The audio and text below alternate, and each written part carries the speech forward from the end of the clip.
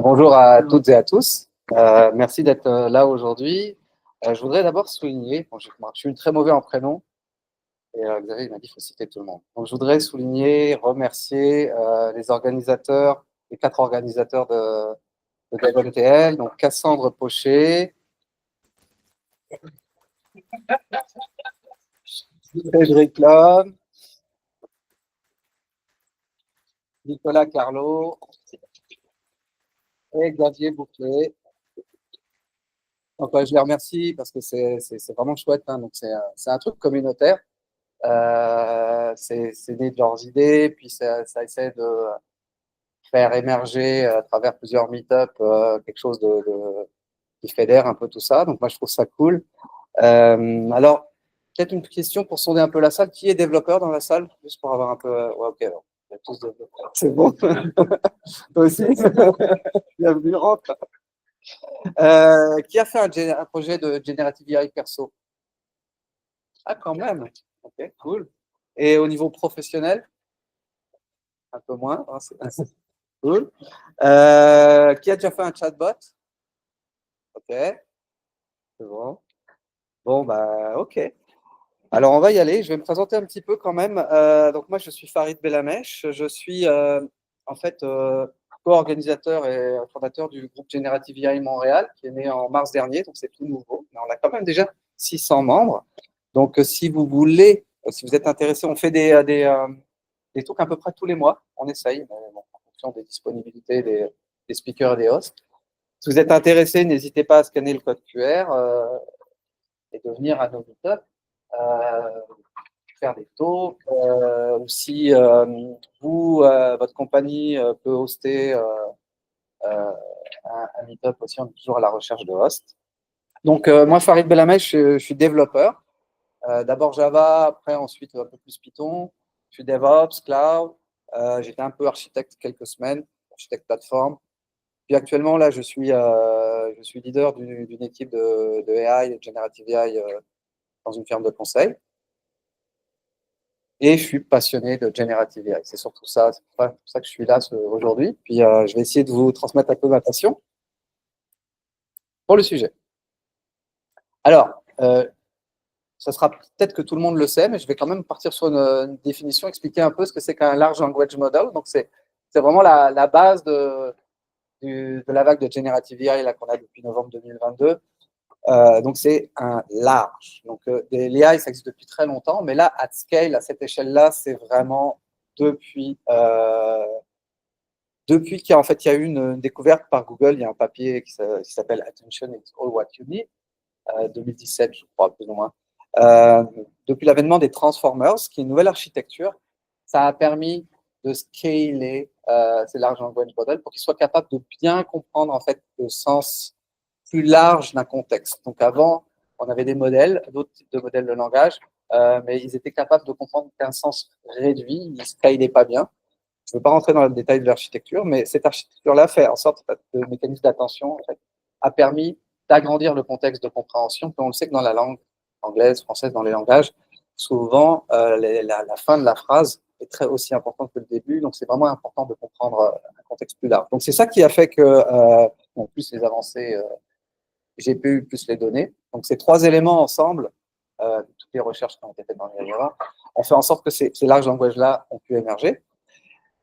Donc, il y a des milliards de paramètres souvent. Il y a quelques large language models de quelques centaines de millions de paramètres, mais en général, la plupart, pour l'instant, sont de plusieurs de milliards de paramètres. Et ça capture les dépendances complexes du langage. Parce que c'est à cette échelle, parce qu'il y a eu autant de données pour les entraîner, ça capture des patterns. Et c'est un peu des boîtes noires. Personne ne sait exactement comment ils fonctionnent à l'intérieur. On connaît l'architecture, attention, mais on ne sait pas comment ils font pour capturer. On a des idées, il y a des recherches là-dessus, mais c'est vraiment... Et enfin, ce sont des modèles statistiques, c'est-à-dire qu'ils essayent de prédire le prochain mot. Les large language models ont un vocabulaire. Et ce qu'il fait, le large language model, il prend son entrée et il essaie de prédire ce qu'on appelle le prochain token. On va dire que c'est un mot pour simplifier. Parmi son vocabulaire, il va faire des calculs statistiques pour savoir c'est quel le mot qui est le plus probable. Et en fonction des paramétrages de ce LLM-là, la température et d'autres paramètres, on va choisir le prochain token et on répète, c'est autorégressif. Alors, je pense que tout le monde ici a utilisé ChatGPT ou un autre, oui, un autre LLM.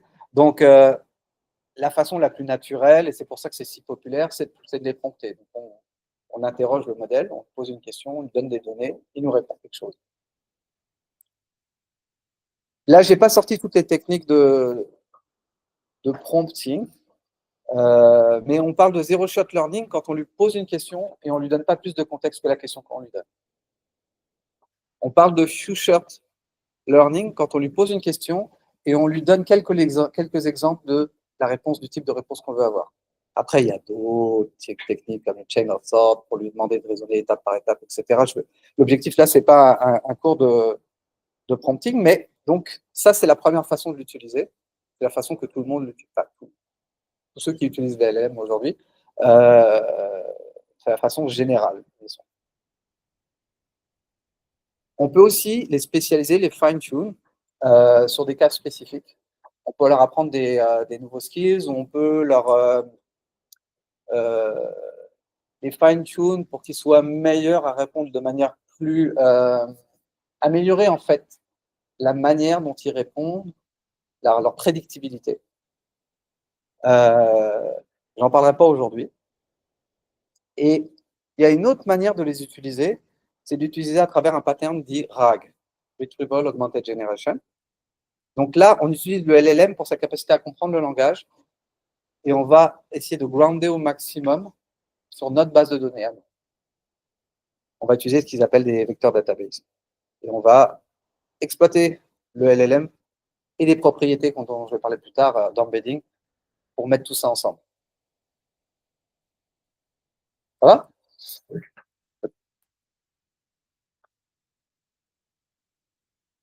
Donc, un des problèmes que vous avez tous rencontrés, c'est l'hallucination. C'est-à-dire que le LLM, il est fait pour générer du contenu. Il n'est pas fait pour dire la vérité. Donc, si on lui pose une question, il va répondre sur selon ce qui est, rappelez-vous, c'est un modèle statistique, ce qui est en average le plus probable pour lui. Ce qui n'est pas nécessairement la vérité. Ça va refléter ses données d'entraînement, ça va refléter plein de choses. Vas-y, assieds-toi, je t'en prie. Et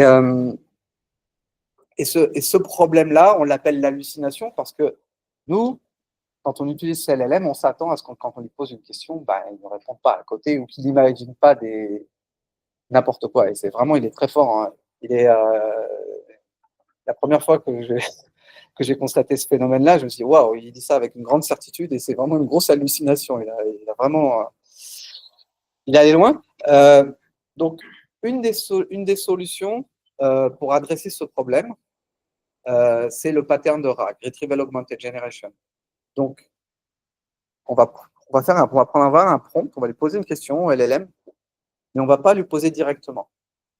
On va prendre ce prompt, je vous expliquerai après plus tard, on va le transformer en embedding, et on va aller chercher dans une base de données spéciale, dit Vector Database. Encore une fois, un peu plus tard dans la présentation, je vais vous expliquer comment ça fonctionne. On va aller chercher les éléments pertinents par rapport à la question. On va chercher les meilleurs. Mettons, on prend les 3 premiers. Comme si on fait une requête SQL, mais là, c'est une requête sémantique avec de l'embedding. On va chercher les plus pertinents. Puis, on va prendre ces éléments les plus pertinents-là, on va les injecter dans notre query, un peu comme le few-shot learning, là, où on met des exemples, et on lui dit, réponds avec ce contexte-là. C'est comme ça qu'on va utiliser le LLM, et on appelle ça le Retrieval Augmented Generation. Donc, bien entendu, évidemment, ça ne les réduit pas à 100% les hallucinations, mais de beaucoup quand même.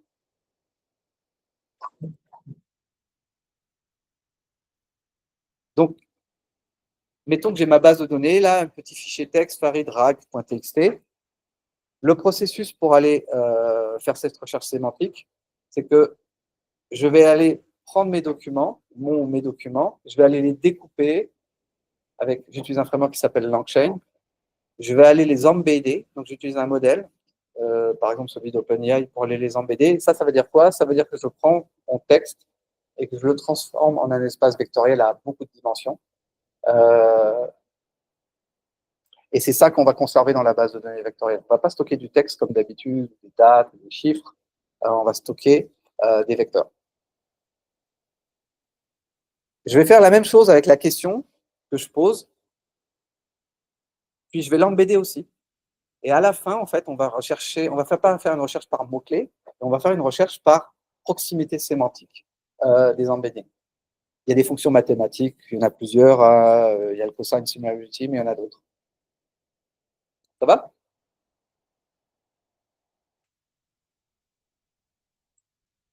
Juste un petit mot sur les vecteurs database, je ne veux pas faire un cours là-dessus, mais il y en existe plusieurs, des open source, des payantes, des SaaS. Il y en a même des bases de données plus traditionnelles SQL qui incorporent des plugins par-dessus pour pouvoir gérer les embeddings aussi, comme PostgreSQL par exemple. Il en sort tout le temps, je ne les connais pas toutes. Redis aussi, je pense qu'ils ont un plugin. Moi, je vais utiliser Face, celle de Facebook, pour ma démo tantôt. C'est une base de données open source. Donc là, bon, c'est un peu une répétition de ce que j'ai dit un peu tantôt. Donc, on a notre query, on est allé chercher dans notre base de données vectorielle les éléments les plus pertinents qu'on appelle notre contexte. On va injecter notre contexte et on va envoyer ça au LLM pour qu'il nous réponde. Donc, c'est ça. Donc, après cette présentation un peu théorique des concepts, là, pour qu'on soit un peu tous au même niveau, donc je vais faire un petit chatbot. Il sera un peu différent de ce qui est affiché là. Il a un peu évolué depuis. Qui va être basé sur Streamlit, qui est un framework en Python, pratique pour faire des UI très simplement. Je vais utiliser Vector Database. Je vais utiliser OpenAI comme LLM, l'API d'OpenAI. Plus d'autres petits morceaux, je vous les présenterai après. Donc, LangChain, c'est le framework que je vais utiliser pour implémenter mon pattern de RAG. Donc, dans mon RAG, j'ai plusieurs morceaux. Donc, j'ai ma vector database, là, vector store ici. Je vais obtenir un retriever, donc un moyen d'aller chercher de l'information dans ce vector database. Je vais avoir un template. Donc là, c'est notre prompt template. Répond à la question en utilisant le contexte suivant. Je mets le contexte, je mets la question.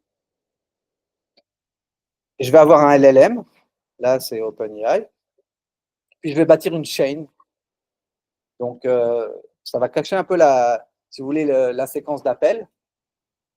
Mais à la fin, ça va mettre tous ces éléments ensemble et les faire travailler ensemble pour réaliser un pattern de RAG. Et la manière de l'utiliser, ça va être tout simple. Ça va être, je vais utiliser ma chain, je vais faire invoke, je vais poser ma question, puis il va me répondre. Ça va cacher toute cette complexité-là, tout le pattern que vous avez présenté juste avant. Ça va, vous me suivez ou c'est... Ça va? Ouais. Ouais. Okay.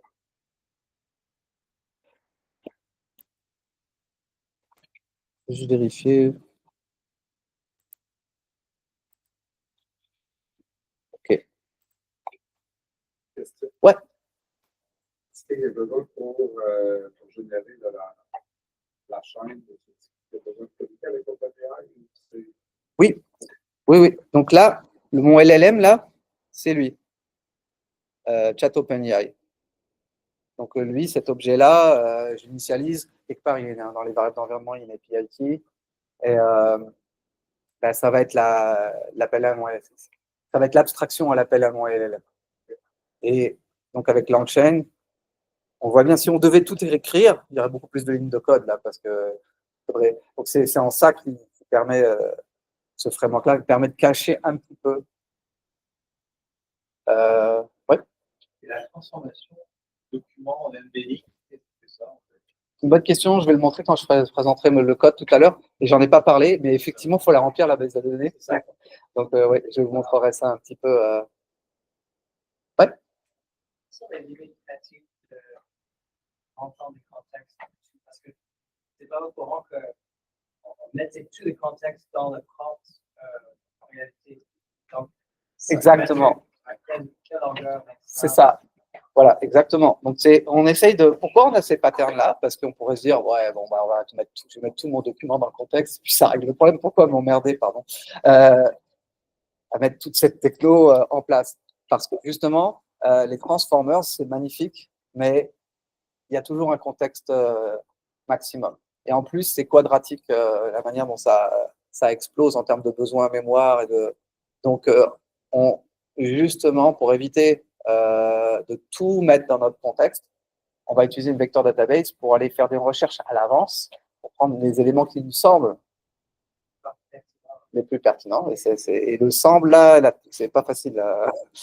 Mais, et justement, pour mettre ce qui nous semble être le contexte le plus pertinent pour répondre. Donc, effectivement, ça adresse cette limite-là, en fait. Que si ton document il est très court, tu prends ton doc et tu prends le même prompt là, et tu dis réponds avec le contexte que je te donne, c'est fini, il n'y a pas besoin d'un appel. Et puis, ouais. C'est bon? OK. Ouais. Ouais.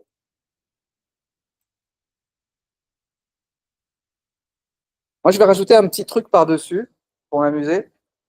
Donc, le chatbot que je vais faire, on va dire qu'il est capable de faire trois trucs.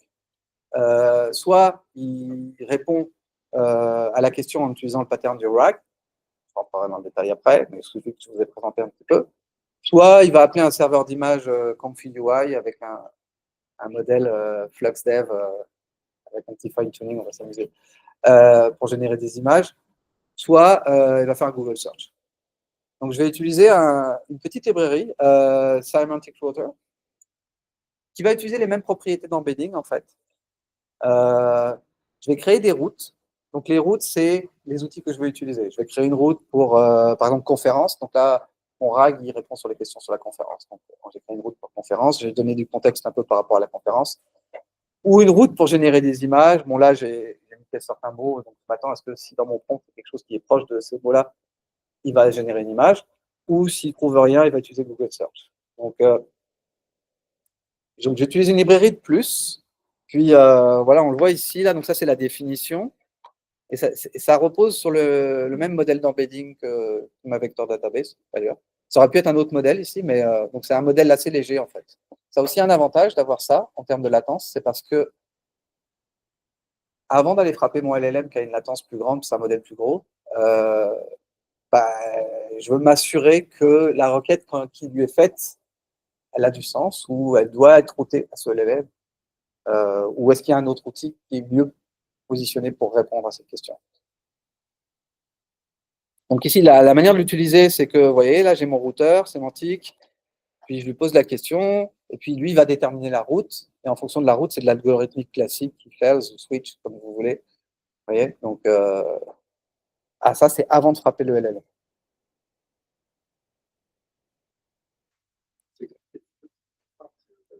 Donc, cette petite librairie, Semantic Router. Excellent. Ouais. Donc ici, je définis les routes. Ici, je lui donne un modèle d'embedding. Voilà, et puis je l'initialise, là, mon route layer. Et ce route layer-là, là, DL, là, je l'utilise pour déterminer, en fonction de la question, c'est quoi le contexte. J'essaie de comprendre un peu ce qui est demandé, en fait, à haut niveau, vraiment à grosse maille.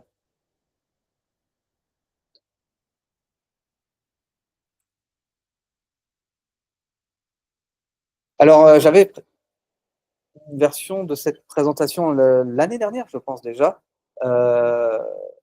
Puis les défis sont un peu les mêmes, ça a un peu évolué, mais je voulais parler un peu des défis quand même. Comme ça évolue super vite, il y a un manque de stabilité, il y a un problème de connaissance aussi, parce que tu utilises un framework, puis finalement il y en a un autre qui sort, il est mieux, celui-là est devenu obsolète. Même dans un framework LangChain, il y a eu plusieurs itérations, ça cassait, bref. Donc c'est un peu, c'est fun, mais ça peut être essoufflant, là, c'est pas évident. Le code, j'ai réécrit 100% du code par rapport à la présentation de l'année dernière, 100%, il n'y a pas une ligne qui est pareil, donc voilà, quoi, ça évolue plus vite que les autres softwares, donc ça aussi, c'est un défi quand même quand on veut faire sur ces librairies. Les gagnants sont un peu mieux connus, mais pas encore complètement. Donc c'est pareil, hein, quand en entreprise on fait un choix d'outils, on voudrait qu'il y ait un peu de pérennité. Puis ça, c'est sûr que c'est un enjeu là. Il y a toujours le risque. LangChain, je dirais qu'il est à peu près établi maintenant. L'année dernière, c'est pas le cas. Je m'étais pas j'ai choisi, mais c'est pas garanti dans 2 ans, il n'existe plus. Hein. Mais, bon, mettons que dans les 6 prochains mois, je pense qu'il sera encore là. Les coûts LLM, bien sûr, parce qu'en plus, comme on rajoute du contexte, notre prompt il est plus gros, donc il y a plus de tokens à process et en général on paye par token, les tokens d'input et les tokens d'output. Les tokens d'input sont un peu moins chers que les tokens d'output, mais bref, à la fin c'est quand même du compute, là, donc ça coûte.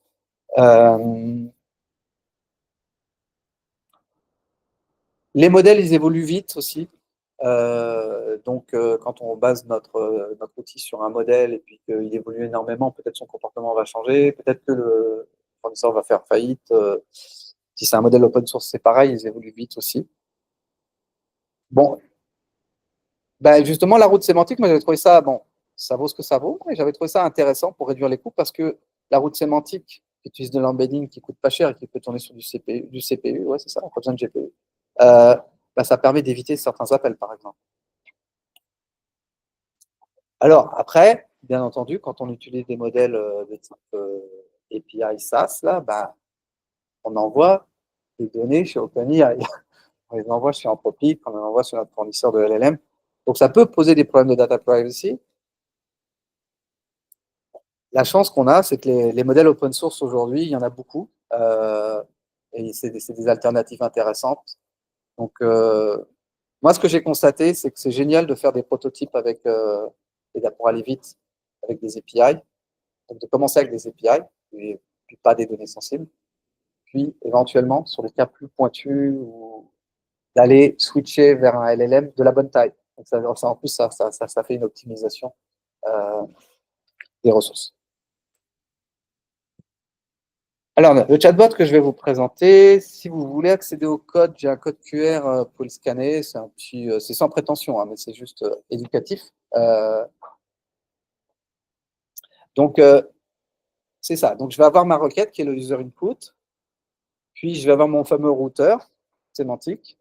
Puis, en fonction de ce que le routeur détermine, bah, comme route, bah, je vais aller soit dans le pattern RAG à droite, la conférence. Donc, je vais utiliser une vector database. J'ai rajouté un petit re-ranking qui est une petite amélioration, une petite étape d'amélioration, juste pour me faire plaisir, mais il y en aurait plein. Donc, le pattern RAG est bien, mais son accuracy, c'est pas en français, l'accuracy, la précision sur les recalls, bref, sa pertinence. On fait une requête à la vector database. Le nombre de fois où il retourne les bons morceaux, et pas 100%.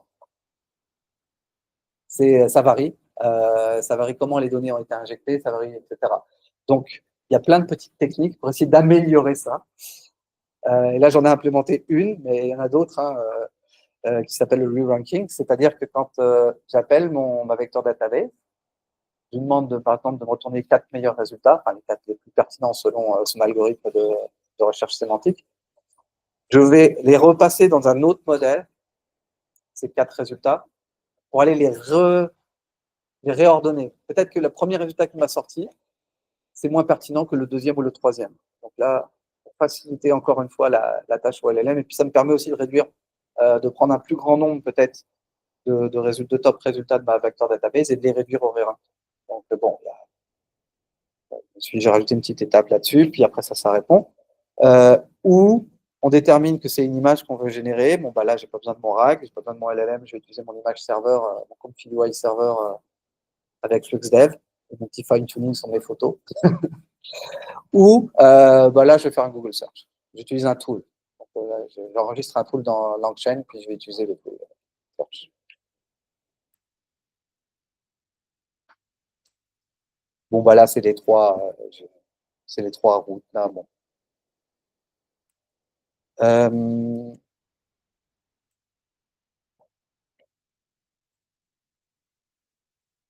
Ouais, pour les générations des images, je ne sais pas s'il y en a parmi vous qui ont joué un petit peu avec ComfyUI.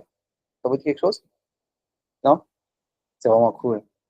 Vous voyez, on ne voit pas bien là, mais il y a un énorme workflow. Puis c'est un peu complexe, mais on a une très grande maîtrise de tout ce qu'on peut faire avec. C'est vraiment beaucoup de choses avec. Et là, par exemple, ce workflow-là, c'est mon workflow de. Est-ce qu'il y a le LoRa là-dedans? Je ne suis pas sûr. Moi, je crois que oui. C'est mon workflow pour générer des images. Puis j'ai un modèle un peu comme Stable Diffusion, là, qui s'appelle FluxDev, qui est un modèle de génération d'images. J'ai un LoRa, Long Adaptateur, ça c'est un fine-tuning, sur mes photos, que je fais passer après. Et du coup, puis j'ai d'autres morceaux, je ne vais pas rentrer dans le détail là, mais du coup, je suis en mesure d'aller générer des images avec Farid, ma tête, dans toutes les situations que je veux. Par exemple, si je veux faire des images LinkedIn professionnelles, ça marche très bien.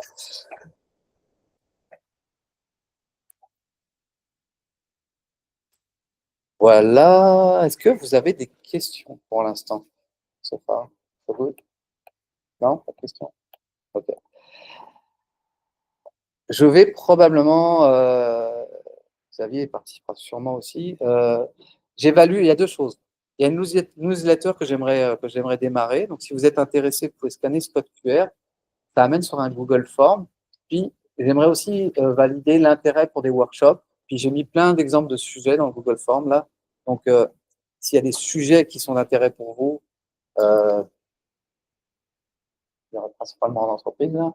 Ça peut être la curiosité personnelle, l'apprentissage personnel. Donc, n'hésitez pas à vous inscrire et à me donner du feedback. Ça peut être. Ça. Vous êtes prêts pour une petite démo? Je regarde le temps là. Là, on est 26, ça va? J'ai accéléré un peu. Mais il ne reste pas grand-chose. Ok. Alors, j'espère que ça va fonctionner. Ok. Est-ce que je le... Ouais. Ok. C'est vrai, hein, j'ai gagné 2 minutes là, non? Salut. Donc, on va utiliser ce chatbot là. Donc, par exemple, je vais vous montrer quand même un peu le code. Non, le code, je ne vois pas le code. Bon, c'est pas grave, je vais y aller comme ça.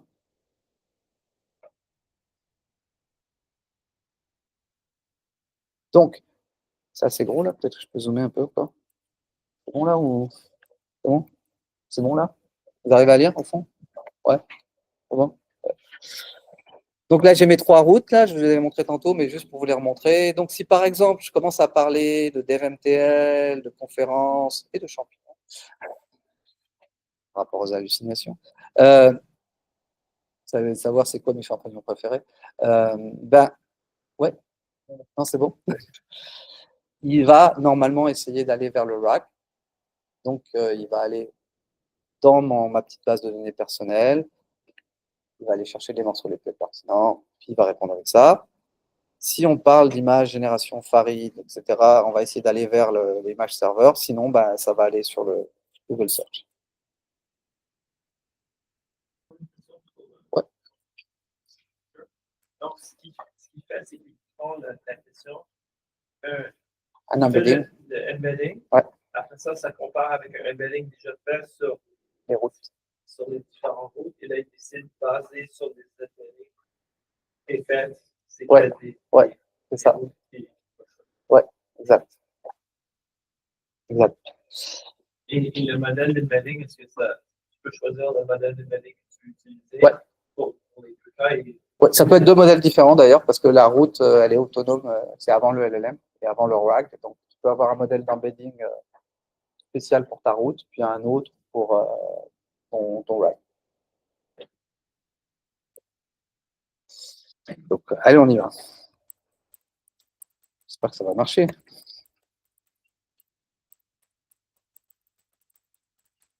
Bon, c'est sûr que si moi je la pose à Google, ça, il va peut-être avoir un avis différent, mais selon. Il hallucine.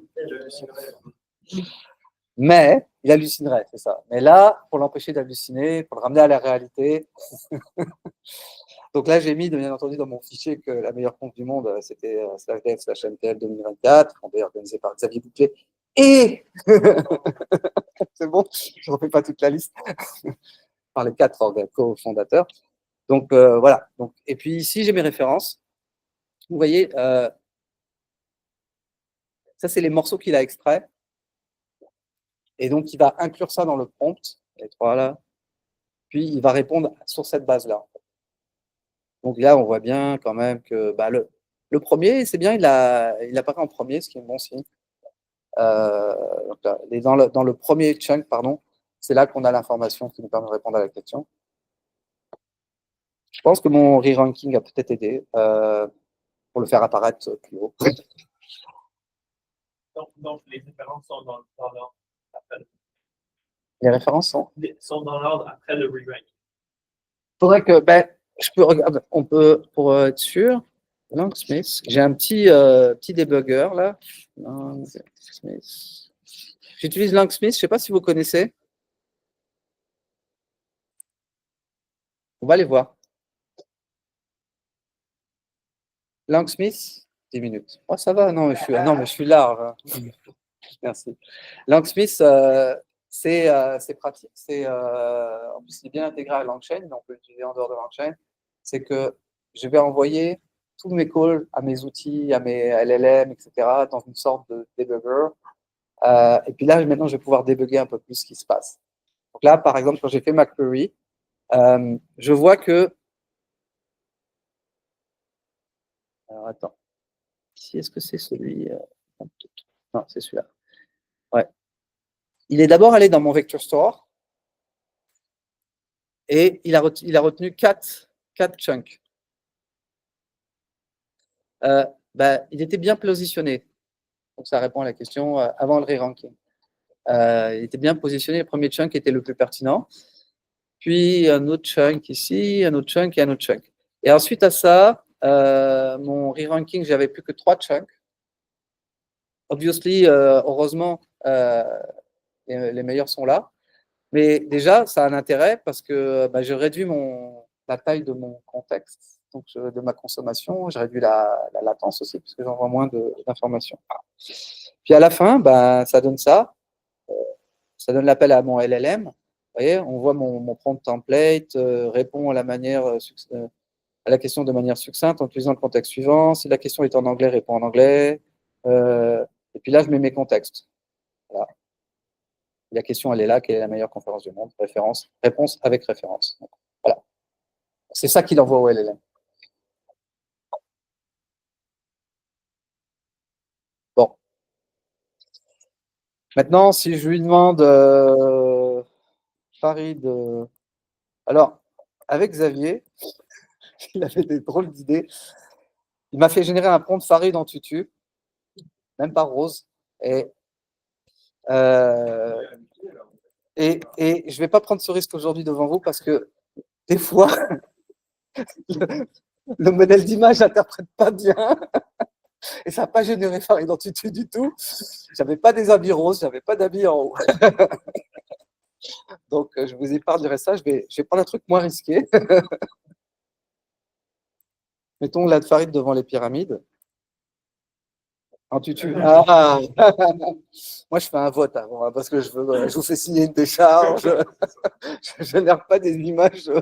C'est là qu'on voit les dangers, hein, justement. Moi, ce modèle-là, il est non censuré et je n'ai pas du tout de safeguard, j'ai rien. Donc, il est en train de générer l'image. Donc, tout est possible. Ah, sur un chameau. Mais là, on ne me reconnaît pas. Hein. Attends, on va faire. C'est vrai, ça. Des fois, il met des mais j'ai pas été assez précis aussi. Mettons là. Ça va marcher. Combien il me reste 2 minutes pour jouer? Ah, ça va. Farid à Montréal. Ouais, on peut essayer ça. Ça, c'est pas trop risqué. Justement. Je peux dire Farid en train de présenter. On va essayer ça. Ah, si tu es Farid en train de présenter la coupe. Ok. Farid. Ouais. En train de présenter à la conférence. Là, est-ce que ça va choisir l'image ou est-ce que Ouais, ça c'est va... ça, quelle route il va choisir? Ouais, parce que là, comme j'ai mis Farid, je vous montre la route, là. Elle est où la route? Ah, elle est là. La route, elle est là. Donc, normalement, il devrait choisir la route image. Oui, mais Farid est bien Montréal. Conférence est bien Montréal. Non, mais ça, c'est vrai, c'est vrai. C'est une bonne question. Là, c'est effectivement, ouais, on va arriver à la limite du, effectivement. Il est parti là ou pas là? Ah, ouais, il a choisi le RAG. Ah, ouais. Donc là, il faut faire Farid en train de présenter à Montréal. On va faire comme ça. Ça laissera plus de chance à l'image serveur d'embarquer. Là. Ouais. Bien vu.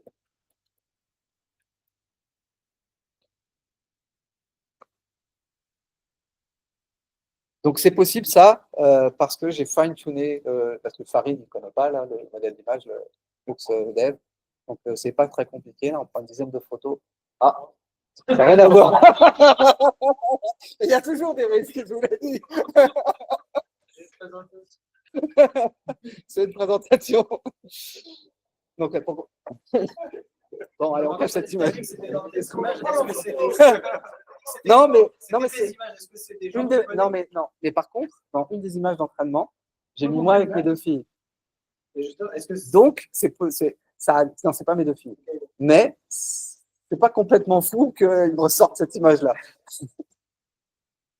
Donc, je l'ai fine-tuné juste avec 10 photos. Hein. C'est 10 photos seulement. 10 photos seulement de moi. Et là, on avait une de filles. J'aurais dû couper, en fait. Oh, j'ai fait des erreurs d'entraînement. Hein. Et c'est ça, c'est vraiment amusant. Hein. Vous pouvez facilement le faire. Je pense que je vais faire un talk là-dessus parce que c'est vraiment drôle. Oui.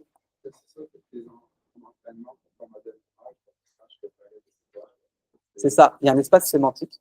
Parce que ça reste des transformers, des modèles de diffusion. Et donc, quelque part, dans l'espace sémantique, la photo, il la découpe.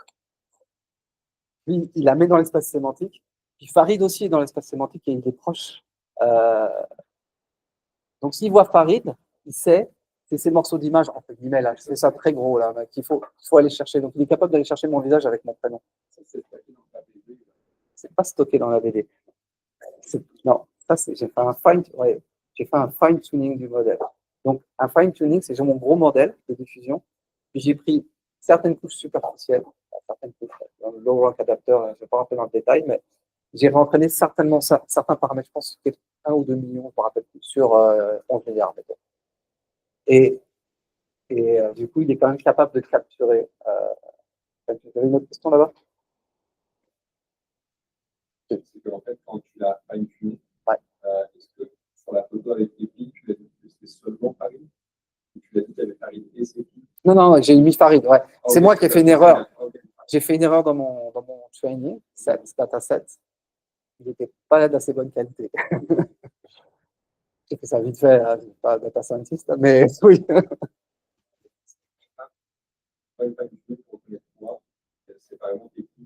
J'ai essayé, mais j'ai essayé avec moi et mes filles. J'ai fait 2 LoRa, et dans mon workflow, j'ai rajouté les 2 LoRa, mais il average. Alors ça dépend des LoRa. Donc là, j'avais ma fille qui me ressemble un peu et moi qui.